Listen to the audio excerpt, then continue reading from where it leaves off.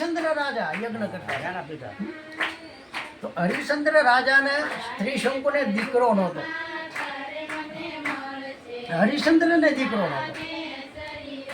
ત્યારે ને માનતા કરી કે મારે ઘેરે જો દીકરો થાય તો બ્રાહ્મણનો છોકરો હું તમને વધેરી, બ્રાહ્મણનો છોકરો વધેરી. હવે વરુણદેવનો યજ્ઞ કર્યો. વરુણદેવ પ્રસન્ન થયા કે માગો માગો ત્રિશંકુ, એટલે મારા દીકરાને ઘેર દીકરો નથી, જા તારે દીકરો થાય. હવે હરિશ્ચંદ્ર રાજાને ઘેરે રોહિતનો જન્મ થયો.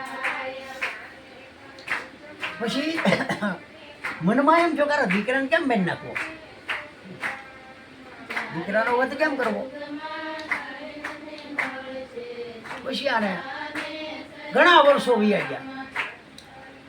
ત્યારે પછી ભગવાન આને યાદી આપે છે કે ભાઈ હવે બોલું તારું જે તે માનતા કરી એ તો કહે કોણ લીધું, એ તો પૂરું પાડ.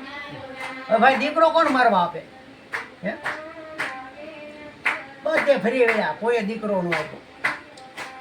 ત્યારે બ્રાહ્મણને ઘરે ગયા. બ્રાહ્મણ રાકાટના પેટનો હતો, નકર થોડો મારવા આપે પોતાનો દીકરો.